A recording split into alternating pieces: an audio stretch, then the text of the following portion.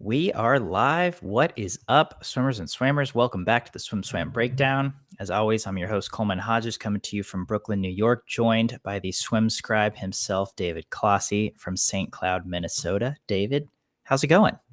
I am doing fantastic. We had a lot of fast swimming recently that we get the chance to break down. I certainly feel like this should be less often that we saw some really fast swimming, but it keeps happening. I guess it's good for the sport as a whole and for swimming that we see so much fast swimming, but honestly it surprises me how often people are able to swim fast. Certainly at the level we saw this past weekend, but let's dive right into it. I'm going to start with the LEN U23 European Championships because I think that's where we saw the real highlight. In the email I sent you, I titled it the David Popovich sweepstakes because my favorite comment that someone left about this was there are few swimmers more lethal than David Popovich at a junior championships in an outdoor pool in Eastern Europe. Yep. I Which, know, I saw that too. at this point, I can't deny it. He even said it in an interview after the 100 free. I think like he loves swimming outside. That's what he was made to do. He does very much enjoy swimming outside, and I think as we've seen historically, he does it very well and very quickly. But 46.71. 100 freestyle, European record, number 2 swim of all time, only behind Panjan Luz, 46.40 world record from Paris last year. Throw in a 143.6 200 freestyle and a 21.8 50 free to top it off. David, what did you think about this performance from Mr. Popovich? I mean, it's nice to see him swimming fast again, following the same kind of pattern that he went on last season, right? Because last season, at European Championships, he also had some very fast swims, sub 47 seconds in the 100 free, sub 144 in the 200 free. And so it seems like, he's on a good trajectory. He's obviously very successful at the Olympics after that with the bronze in the 100 free and that gold in the 200 free. Times fluctuated a bit there because Paris was the Paris pool. And I think in those closer fields, you saw a lot of slower times, right? Like the men's 100 breast was very close. Yeah. Kind of an outlier in terms of it being a bit slower. Men's 200 free is the other big example of a slower final, and it was incredibly close. The entire field in the 100 free behind Pan was very close and a bit slower. And that's kind of the thing that I'm really the most interested about for Popovich going forward is, you mentioned his 50 free. I think we talked about this at another breakdown too, where it seems like Popovich and Chalmers are notorious back half swimmers. Yeah. That this is not new information. The new part is the fact that Popovich did break 24 seconds closing on that 100 free, which is terrifying. But the fact that I think, Pan and Popovich are those smaller sprinter builds that are a bit more easily splashed around in those close fields. And it's something that we've seen with both of them at various times, right? Where in those big finals, they go really fast in like a semifinal swim or on a relay leadoff and then go slower in the final. Mm-hmm. With both of them, they have also managed to win. I'm thinking about Pan at the 2024 World Championships, relay, leadoff world record, and then slower, but a gold in the final. Popovich was incredibly fast at the 2022 World Championships in the semifinal, then a bit slower, but won the final. Pan was able to, I think, crack the code on how to beat that by just going out ridiculously fast in Paris. He had such a huge lead, and then he has that distance background and closing ability to not fall apart at the end. And I think that we're seeing more swimmers realize, I think the furthest you can be back to and still have a hope at back halving your way to a gold or a fast time is like half a body length. When Pam puts a body length on you, if your head is in the wash, it's kind of game over there. But if you're able to get creep in about halfway there, then you can actually start drafting. It can almost be a benefit to have that rabbit going out for you, like we've seen, in those like Dressel and Chalmers battles. So I think it's really interesting, just as like those data points. Pan and Popovich are insane in this 100 free. That number, they're the only swimmers to have ever broken 47 seconds more than one time.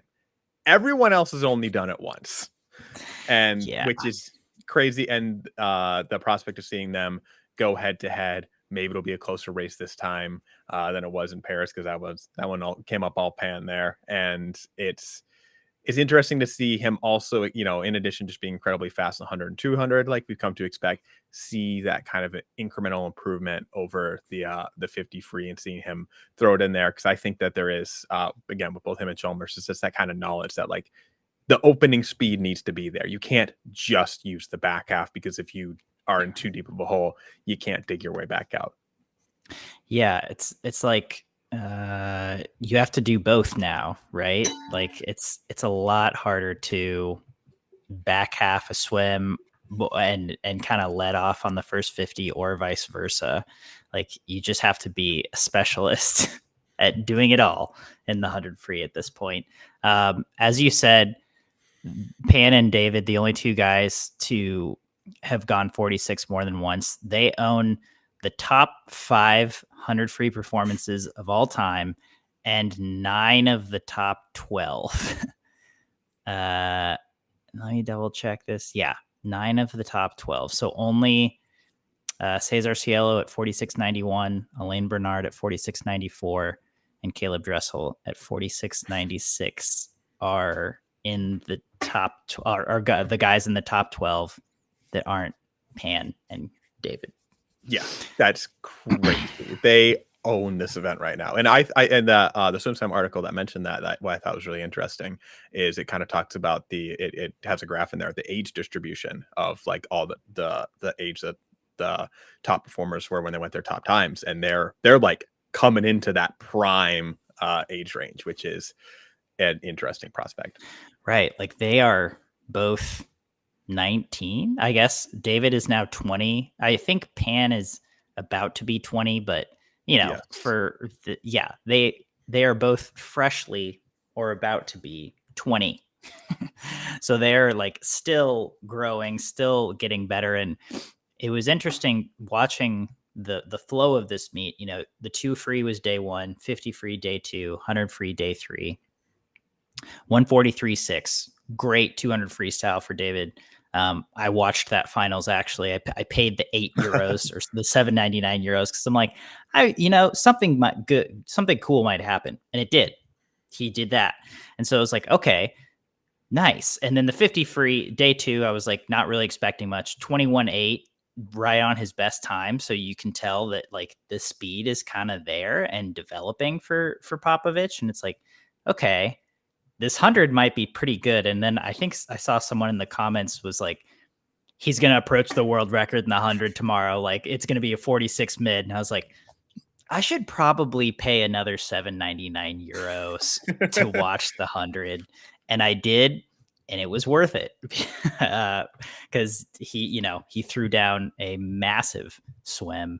And you can see in his stroke, like when it's so free flowing, it's so smooth that, again, he wasn't even out that much ahead of everyone else, but he was probably ahead of everyone else. And then I think he had like a couple tenths. Yeah, but then coming out of the turn, it's just like, see you later. It's just so smooth too. It's just someone needs to do just like an ASMR video of just like David Popovich, just like zoom in of his stroke and just like that on loop for like 3 hours. Seriously, maybe even the underwater footage, or like flip back and forth. That'd be great. Hey, YouTubers out there, there's an idea. So yeah, David Popovich, very exciting, great weekend in I think it was Bratislava, or Slovakia, certainly. But other than that, I think there were some really interesting swims. One of my favorite races was the women's 200 free, which was one of the first races of the meet.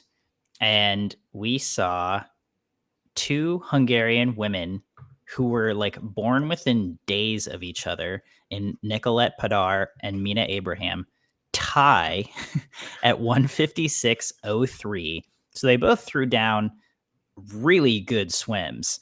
I think that is either near best or best times for both of them. Almost in that 155 barrier.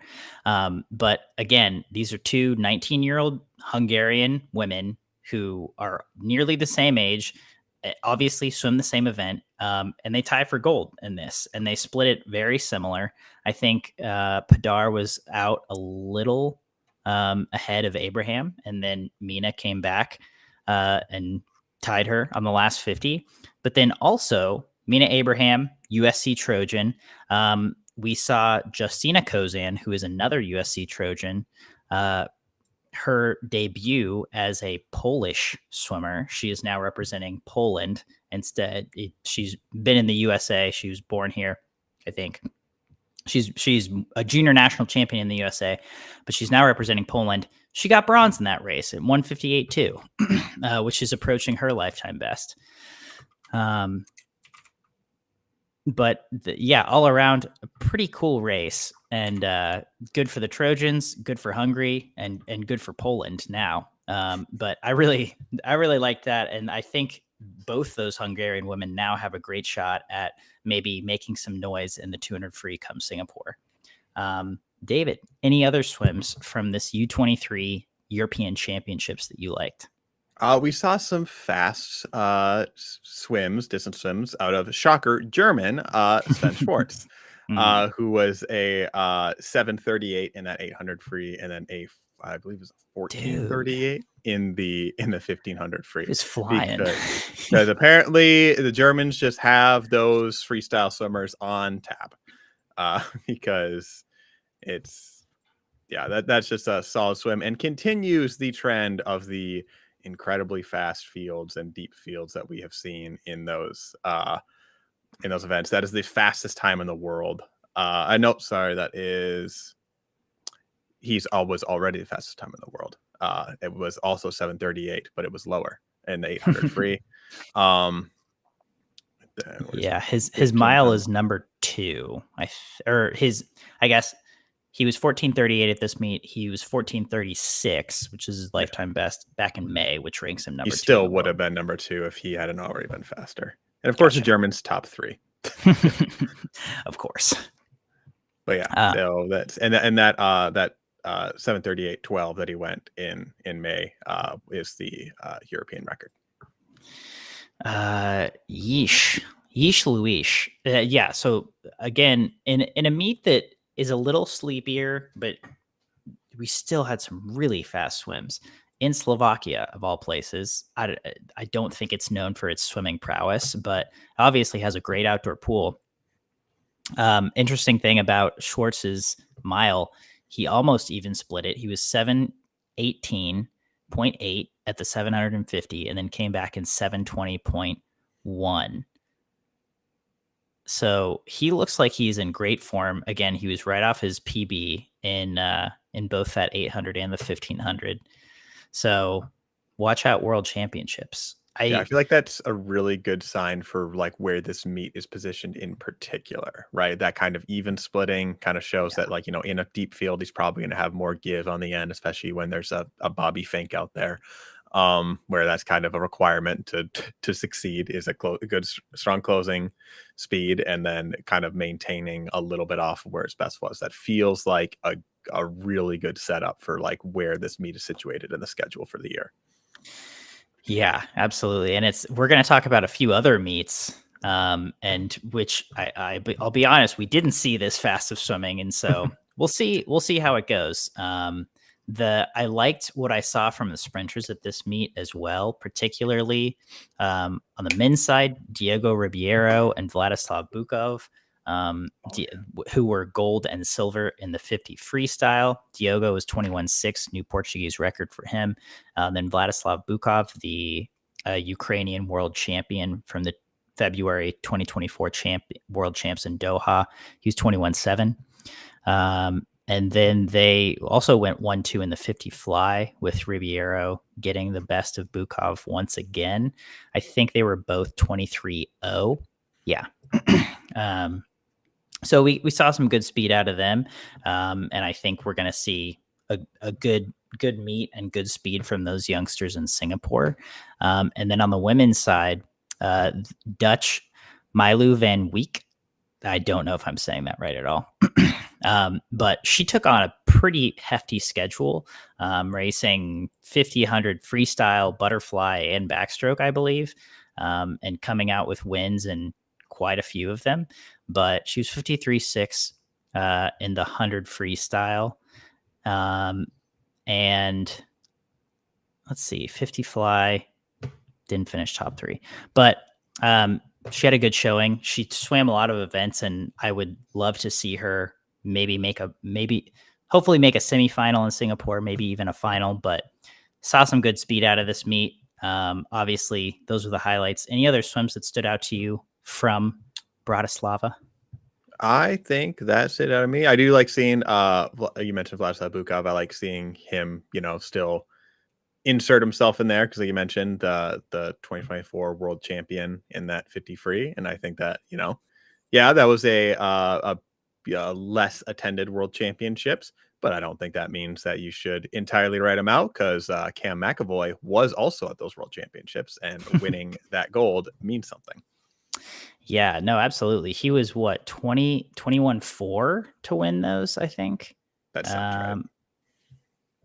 Yeah, 21-4 or 21-3. So he went very fast to win that world title. He definitely earned it. And I think that's all from Slovakia. Staying in Europe, let's switch to Rome, where we saw the Sette Colli trophy. Not as many highlights here. Honestly, I think still European and still some fast swimming, but nothing as flashy as David Popovich breaking a European record. Noe Ponti, man, he's continuing to have a great season. 22-7 in the 50 fly. He followed that, or that was following up a 50.1 in the 100 fly at the same meet. 50 point low in the 100 fly. But after just the tear he went on in short course, and after this sensational long course season he's had already, I really want to see this guy win a world title. I think he's due. I think he's hungry. He got 5th in the Olympics in both butterfly events in Paris, after winning a bronze medal in the 100 in Tokyo. And so he's won multiple world titles at this point in short course. And I'm just ready for him to have a kick butt long course world championships. So I really hope we see that out of him coming up. And it's certainly in Rome, it looked like he's on pace.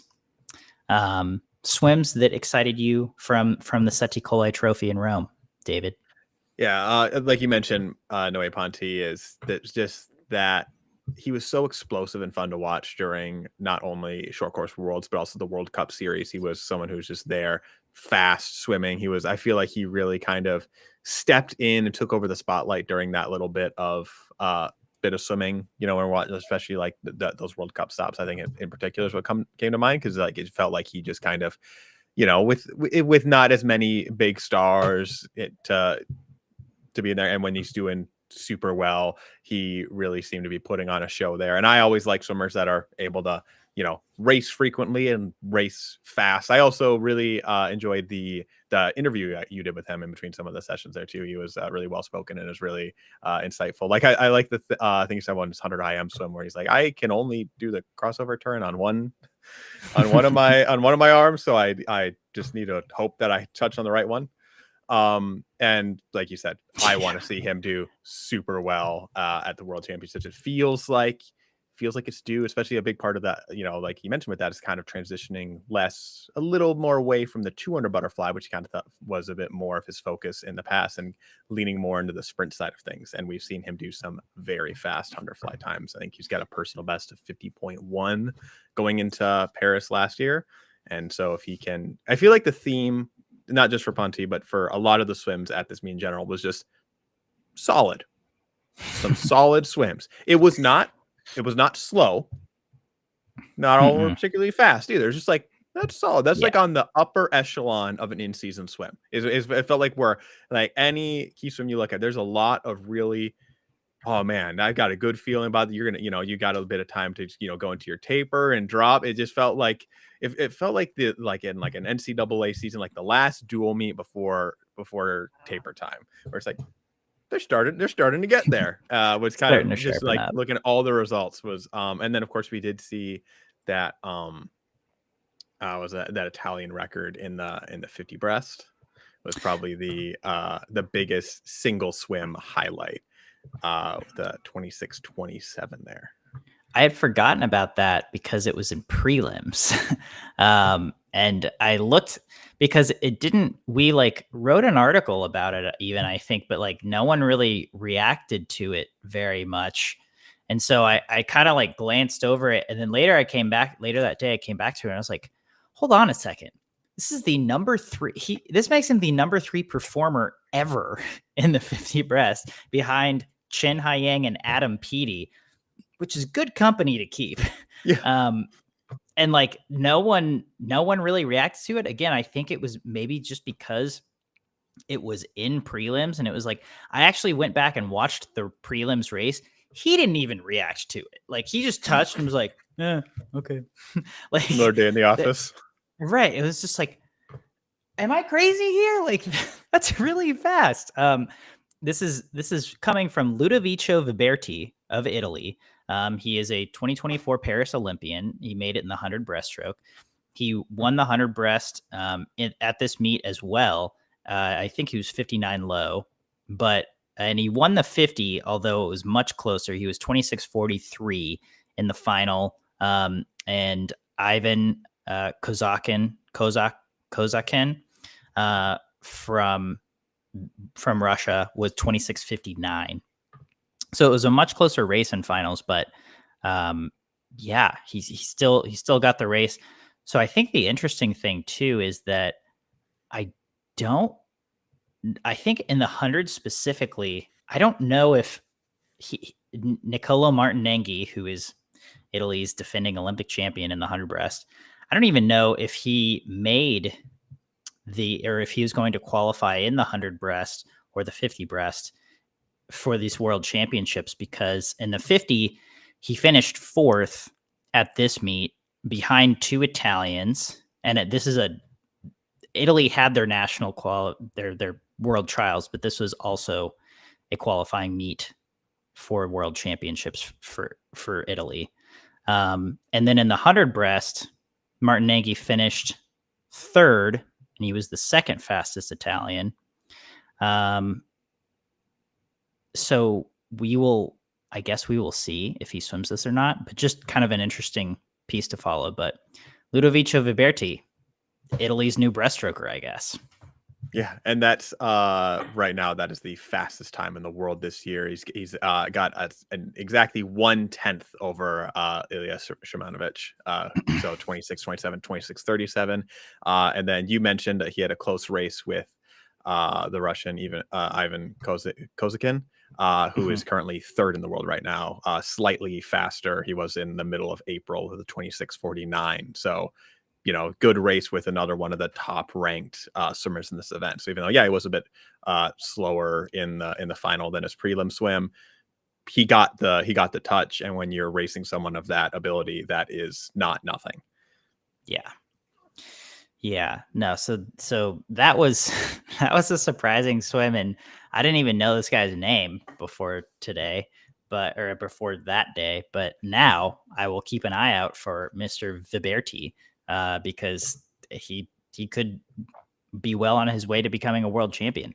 Man, the men's 100 breast in Singapore is going to be really interesting because I think Chin is probably a heavy favorite, but with no Adam Peaty, the doors are really wide open. We'll see how Chen looks. And, but even if Chen is on form behind him, it's kind of like you got a whole new crop of athletes and breaststrokers on the men's side who you really don't know who's going to make noise.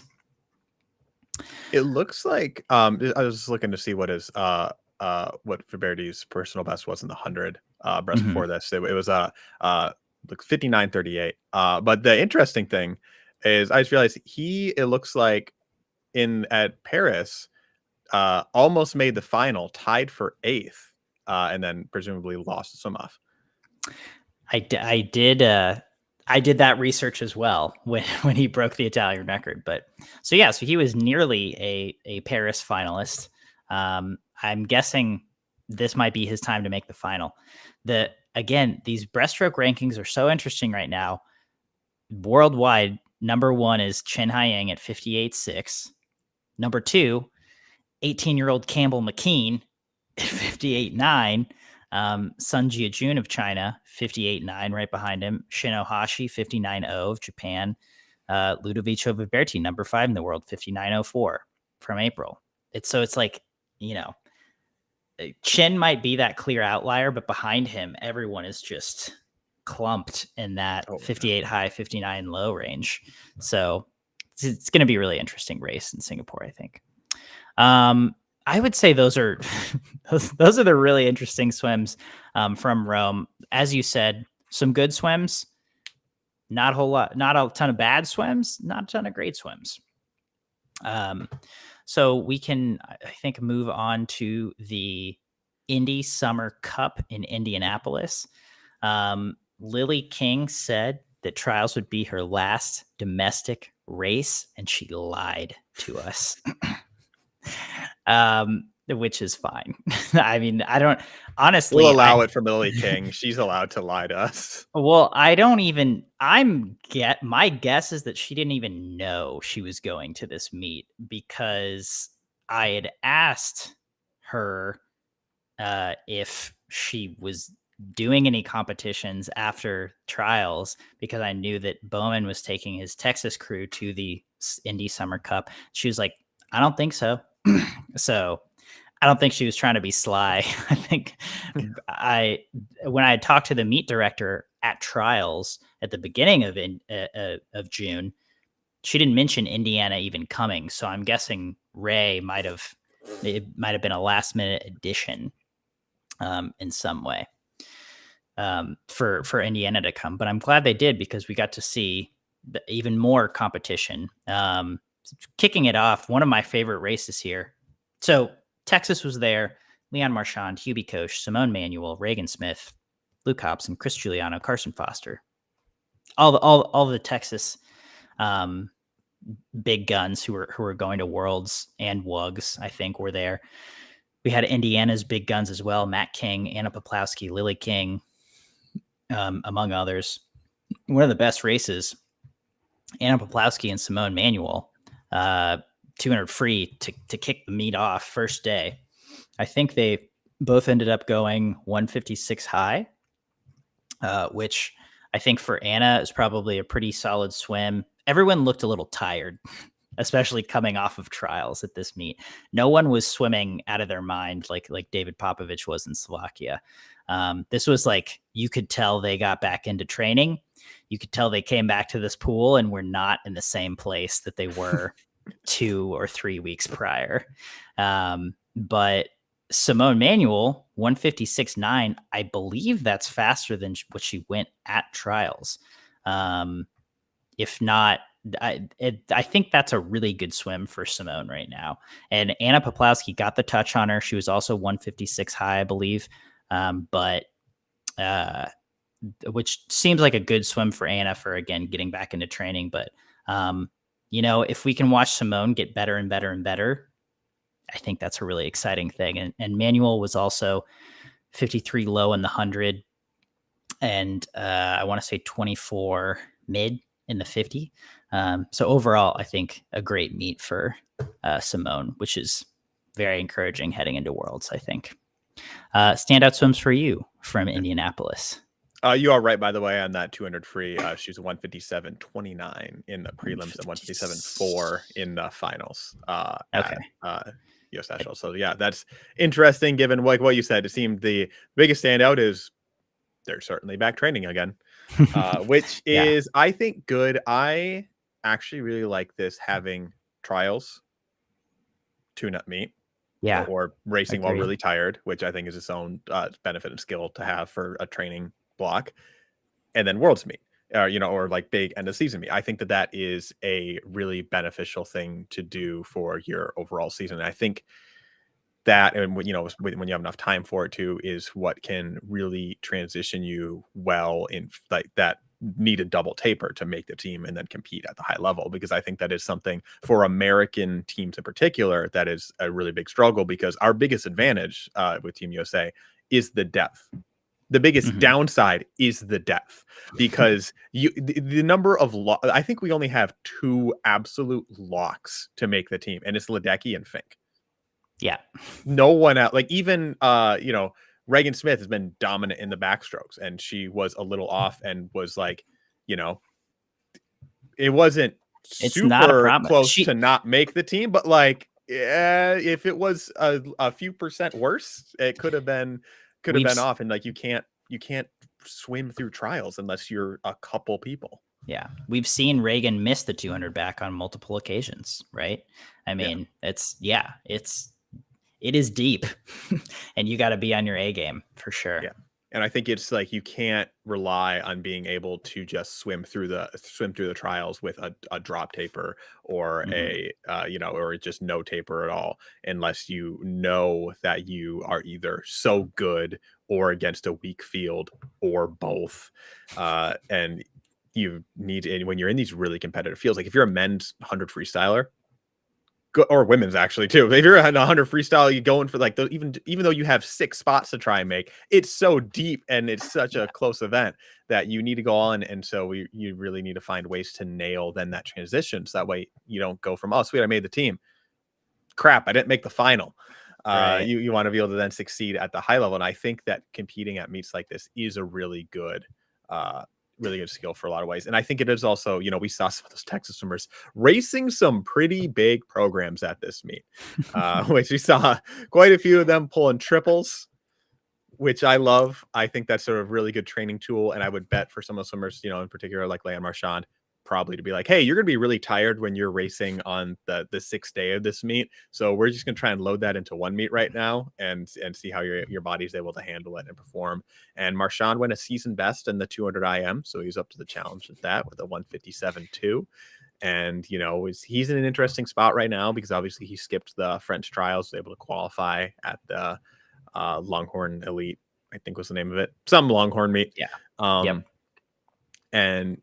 And he was also kind of unfairly fast in the 200 backstroke with a 157.14.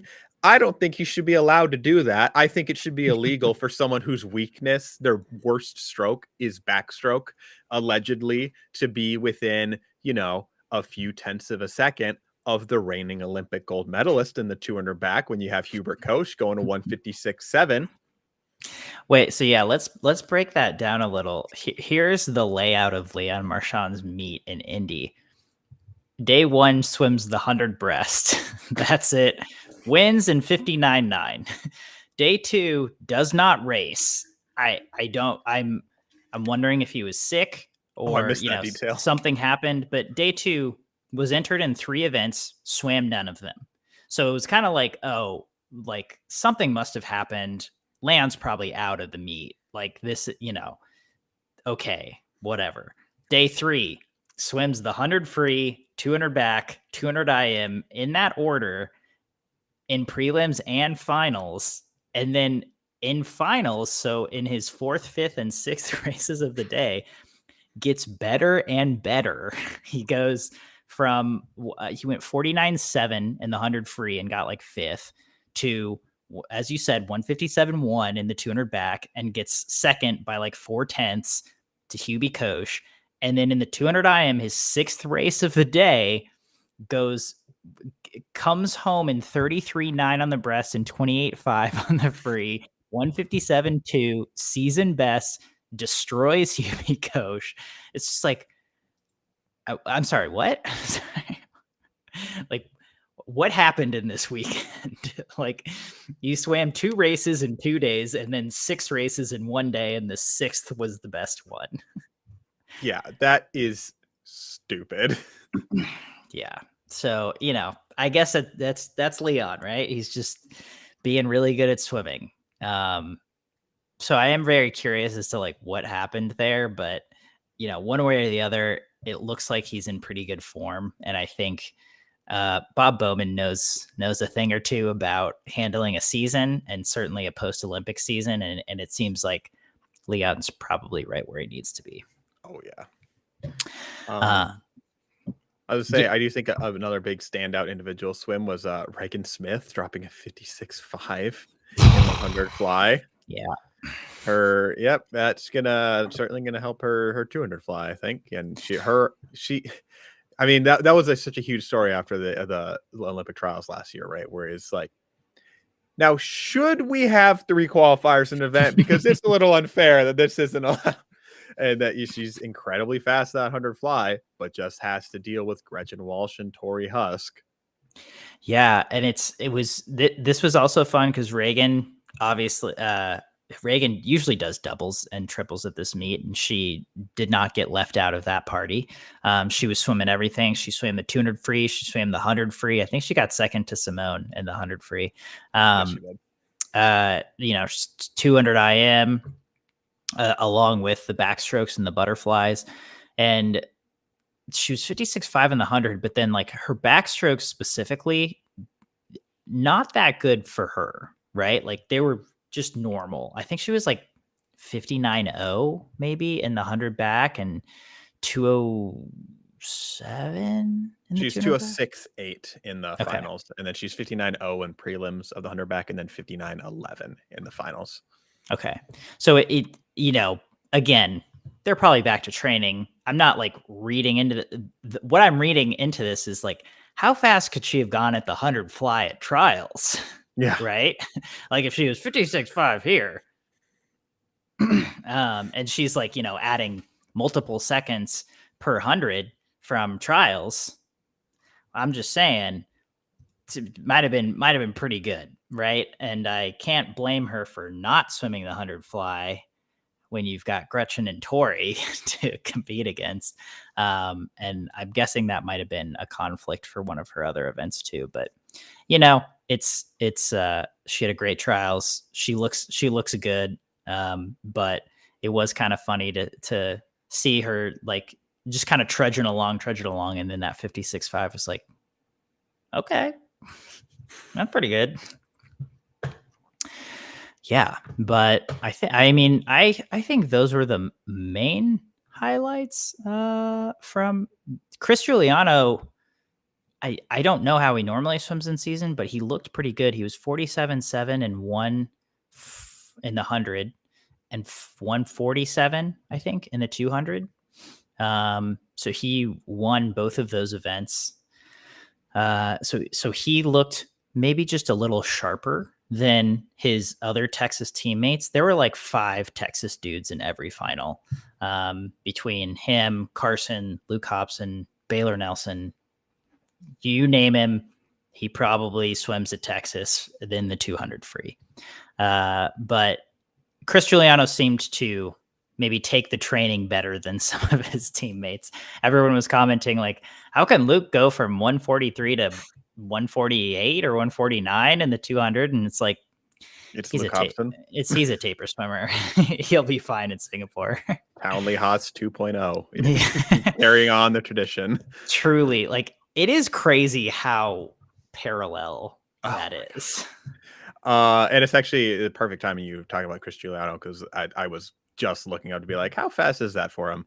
And so there's not a super great 1-to-1, obviously, because last year there was no meet in between trials, but he did have his in-season meet before Olympic trials last year. He did swim at the Indy May Cup, which is the middle of May, where he was a 148.7 in the 200 free, and was as fastest swim in the 100 was a 48.5.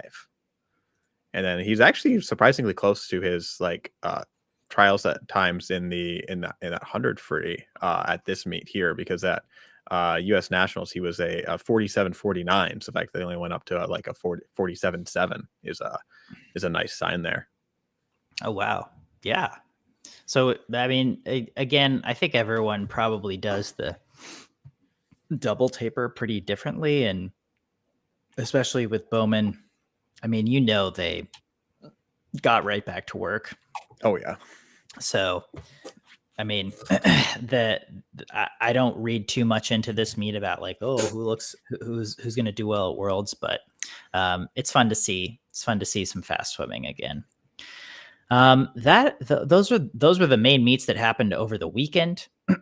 I do want to talk about a meet that's happening right now. I think it's funny that the same pool in Slovakia is hosting 2 European championships in back-to-back weeks. Last week we saw the LEN under 23 European championships. This week we are just seeing the European junior championships. So I guess under 18 and under. And it's, again, kind of funny to see like who opts for one versus the other that is actually like a junior swimmer. I'm guessing if you're 18 and under, you probably just went to this meet, but a lot of racing opportunities in Slovakia. And event 1, Amelie Smith from Great Britain, 3:47:02. That's a championship record, but she's also 15. So there it is. There's some breaking news for you. I think that's a sensational swim from a 15-year-old. Man. And she's only Great Britain's, she's number 6 now on Great Britain's all-time performers list in this event. So it's not like this is a crazy swim in terms of the scope of swimming, but for a 15-year-old to go a time like that, pretty dang significant, I think. That's all I have about that. We can talk about that meet next week once it's over. All right, now we've got actually quite a few fun topics to talk about on Sink or Swim today. So first up, after announcing his transfer to Florida, Ahmed Hafnaoui will be back in the NCAA. I guess. So Sink or Swim, what do you think? We will see Ahmed Hafnaoui competing at the 2026 NCAA championships. I think it'd be very interesting to see him compete, but I'm going to sink it because it feels like way too big of a question mark. Even before kind of bouncing around for its like training groups, his first season in Indiana, he didn't swim at those championships. And, with kind of stuff that he seems to be going through in his career and, just maybe in and out of the water, I'm going to sink it, hoping that we do see, him swim through the whole season. I'm glad you took that stance so I can happily say I'm going to swim it and present the opposite stance. I would obviously also love to see him in the NCAA. I got to film one of his workouts when he was at Indiana, and it was bonkers. That dude is fast, and he can go fast for a really long time. Then I got to interview him, and he was a really nice kid. And it seems like he has gone through a lot. I hope that through all this process, he's been able to mature and just grapple with himself a little bit more and hopefully get things together in his personal life or be in a better spot than he was in. He was open about having mental health struggles, which I think winning an Olympic gold medal at 18 has to play with your head in some way. I mean, it's just so much happening at a young age. And he did that for a country that doesn't see very many Olympic gold medals.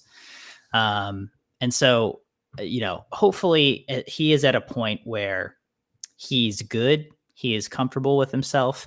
And I'm hoping the maybe the grounding presence of Anthony Nesty, helps him get to a place where he wants to go in his swimming. And that training group. And that training group. If anyone's going to help you get into shape, I assume it's going to be Katie Ledecky and Bobby Fink. So you already have the flight booked, right, Coleman? I'm already making the call to Gainesville.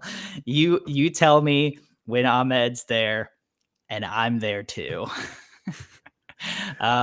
So, fingers crossed, I'm going to swim it. Obviously, there's a lot of question marks, as you said, but hopefully we will see him in March in Atlanta. All right, next up. After a 2:07.2 200 breast world junior record from 16-year-old Shin Ohashi, do you see him medaling in Singapore? I'm going to sink it 100% because he's not on the Japanese team. How is this possible? Because Japan is very good at breaststroke. Man, he swam at so I think it was back in March when they selected their team. He went personal best at that meet, but he's just been doing this.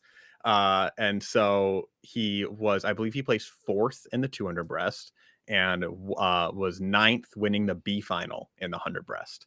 And now he is their fastest 100 breaststroker and their second fastest 200 breaststroker right now, which is, I do think insane. Now, if we were the question, do I think that, assuming he's at like a world junior meet, there's a world junior championships this year.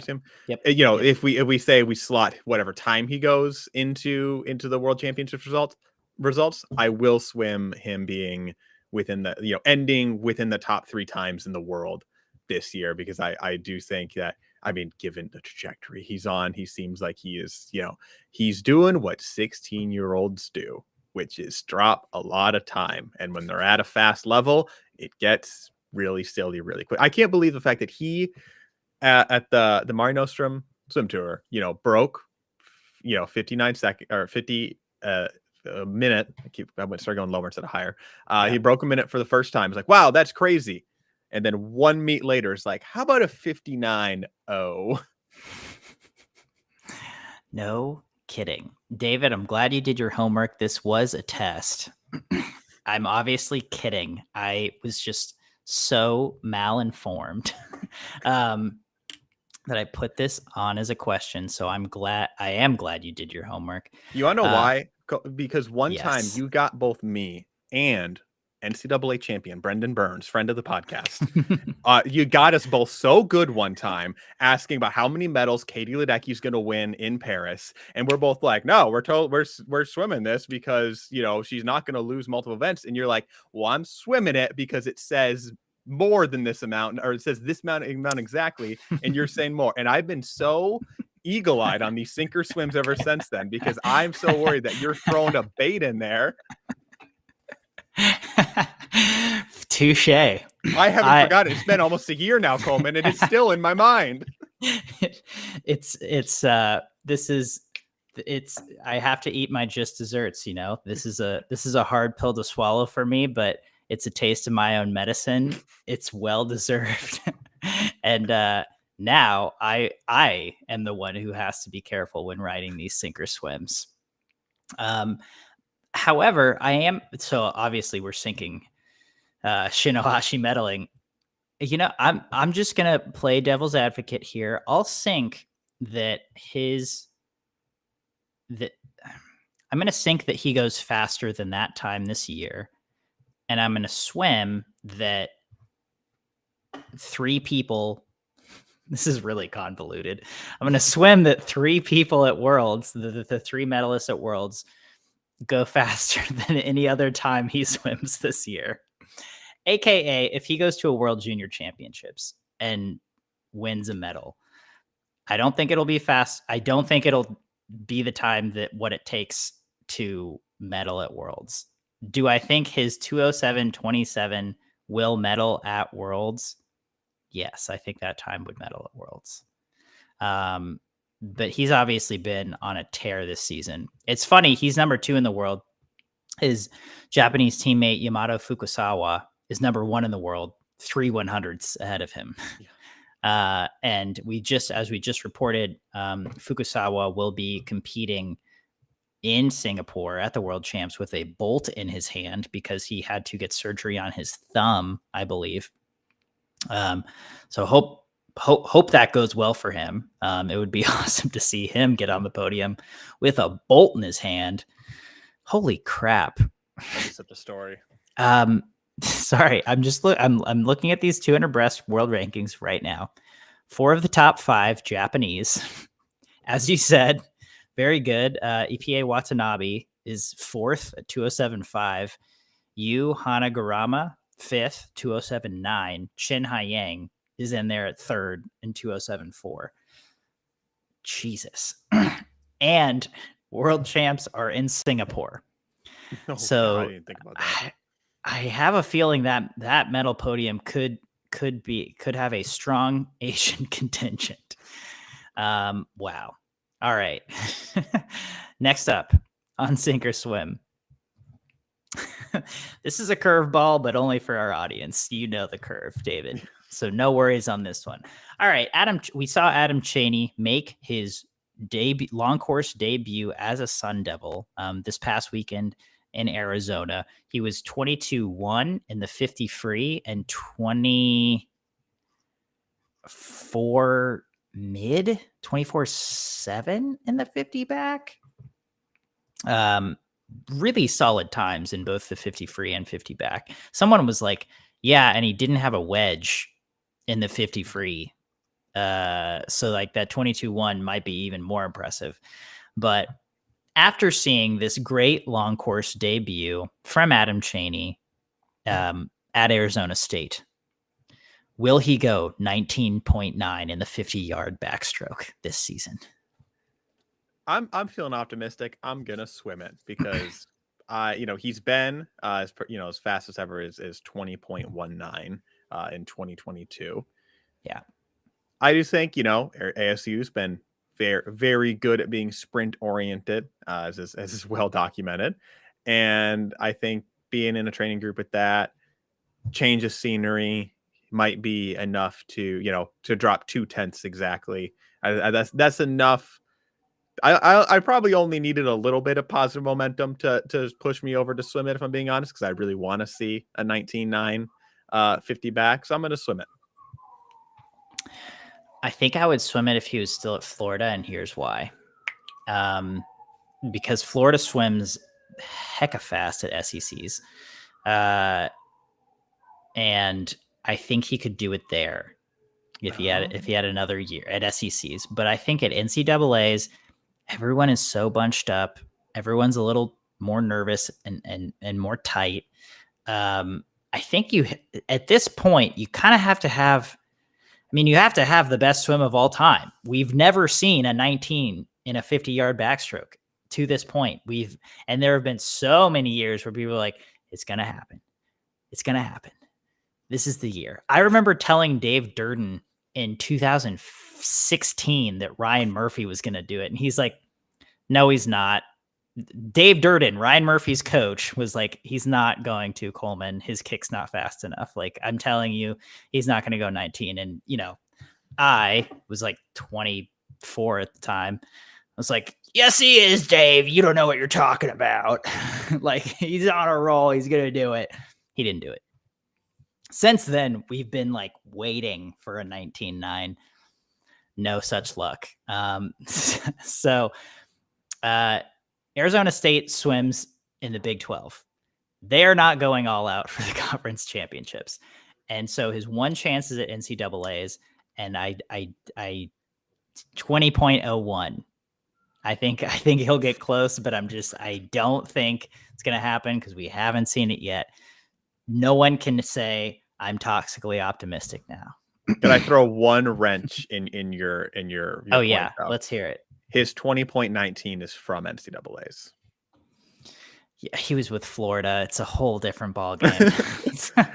Also, man, I don't know who, like, what the heats were because it was, time finals. And so I don't know who was also swimming together. But man, such a fast backstroke field. He was 20.19. Then California, Born Seeliger allowed in 20.08. Casper Sikowski for NC State was 20.16. Went to 20.19. He was the third fastest 50 he was the backstroke chump. time. Well, they won the That's relay, really so funny. Well, yeah, I mean, yeah, but that makes up for it. man, that's really funny, but also crazy that there were that many fast backstrokers, And that we haven't seen a 19. We have seen a 20.08. and that we haven't seen a 19. It is honestly criminal. You know me. I would obviously love to see a 19. I'm just playing devil's advocate here. Okay. Next up, we're gonna end with maybe a couple of controversial ones. I think they're fun, but sorry if this offends anyone. But NCAA swimmers should be allowed to gamble on pro sports, and this is actually, we will find out soon if NCAA swimmers are now allowed to gamble on pro sports. I think there was a proposal for this in the NCAA, so this might be allowed. But just your personal opinion, David, should, and let's make this clear, because I don't think everyone in our comment section on this article totally understood what was going on. College swimmers, athletes betting on professional sports, not college athletes betting on college sports. I feel like I could still be swayed kind of either way. I mean, in general, like, should they be allowed, to different questions. Do I think they should? No, I think that there's far too many people who go far too heavily into sports betting and are like, no, but I'll just win it back next time. So from like a personal responsibility, never gamble more than you're willing to lose, that kind of stuff. So should you? Probably not.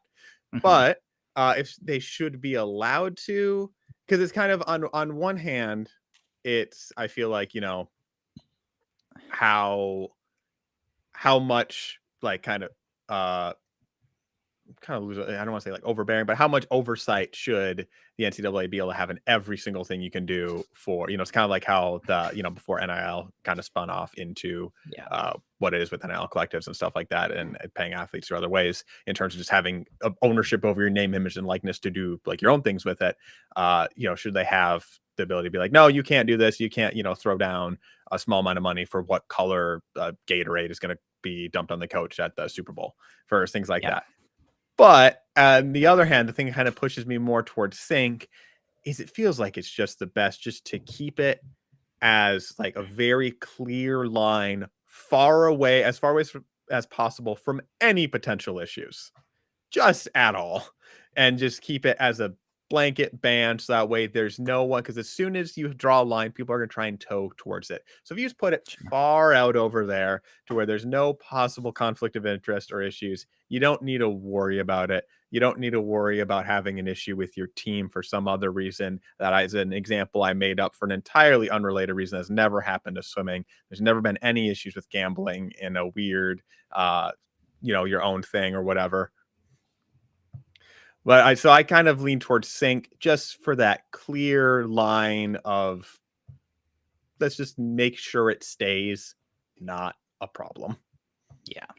No, and I think that's a fair take. I was going to swim this regardless. I'm probably just more on the liberal side for this than many others might be. And I would honestly love to hear people's thoughts about this in the comments. Again, this is collegiate athletes betting on professional sports. A lot of people seem to be confused about that. It's not collegiate athletes betting on collegiate sports. That would be crazy. And again, that's kind of like what we were seeing with the Notre Dame men's swimming. And I see why that's a problem. But this is on professional sports, collegiate athletes betting on professional sports. I enjoy gambling. I enjoy the idea of it. I enjoy that it gets people a lot more interested in sports and it brings a lot more into it. If we could bring that into swimming, I mean, look at look at football and basketball at this point, right? It's like you are seeing ads for FanDuel and for MGM Bet and for so many other gambling apps all of the time. And that is because it's engaging people. It's getting people to think about it and getting people to be like, oh, okay, this is fun. And like you said, you can bet on things as silly as what color the Gatorade is that they're gonna pour on a coach. And I realize that it can be a serious issue for some people. And I'm not saying go all out or bet more than you're willing to lose. But I think in moderation, it can be a really fun thing. It can bring people together.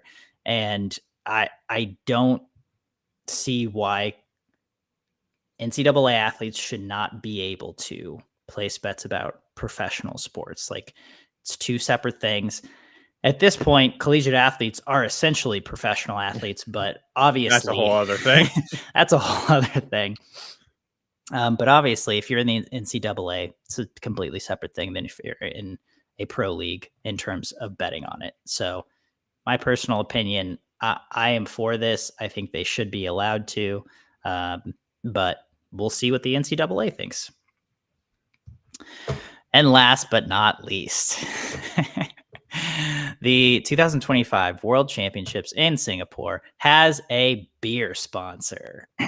The Corona is the official beer sponsor for World Aquatics for the World Champs in Singapore. So again, kind of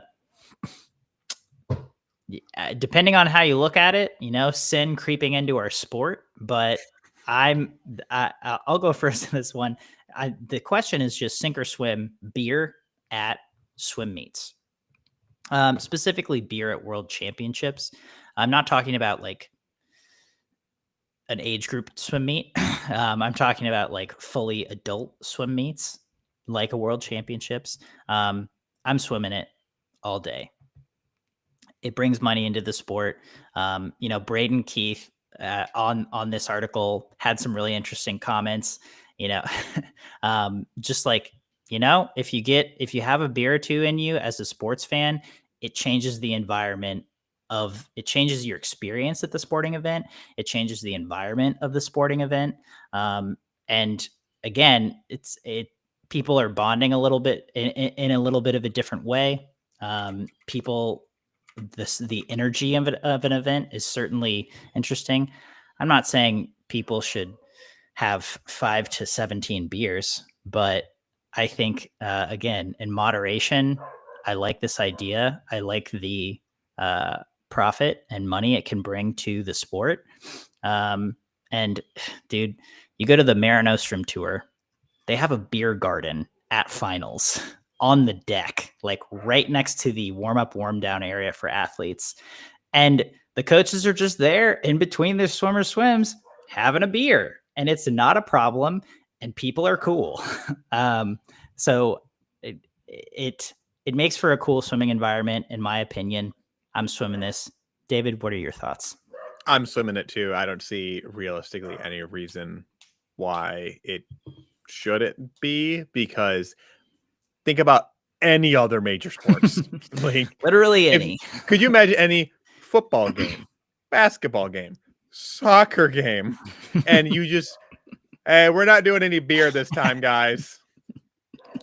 That would be crazy. And like you said, obviously there's, different environment, people might engage with it more and stuff like that. I think that's kind of like a secondary benefit. I think the biggest thing is the fact that it's another revenue stream, right? Yeah. Like that is something that needs to be figured out for the sport on all levels in different ways. And that is a huge way to do it. You can increase, because you only get so much out of, ticket sales, the various fees that you're charging, like host nations and stuff like that. If you can get a way to sell more stuff to people that are there, and that is kind of the starting point to, if we want to see improvements to things like athlete payouts for world record bonuses, or for winning medals, making top 8, those kind of things from the, for the World Championships, increasing the starting pile of money that you can get from having an official beer sponsor and selling that at the venue, in addition to all the benefits of an increased experience for people that might make more repeat viewers, have that positive association of, this is really fun. I went in part, I don't really watch swimming outside the Olympics, but it was, in my home country. And now that was so fun. And I realized how fun swimming can be. I'm going to tune in and watch it next year and stuff like that. There just seems to be so many benefits from that overall swimming world championships kind of package that you're making from a couple different, perspectives, as well as the fact that I don't see a huge downside outside of someone, like you said, going crazy and having way more. But that's an issue with, that's what security's for. Yeah, that's that. Make them earn their pay. Yeah, no, I like this idea. I think swimming is behind other sports in a lot of ways, and I think swimming is probably a little more conservative than a lot of other sports. People are we have commenters who are appalled, and again, as you said, you look at any other sport, they have it, right? And this is one that doesn't have it. Crazy. This is a cornerstone of the athletic experience. So yeah. Anyway, that's our breakdown for the day. Thank you so much for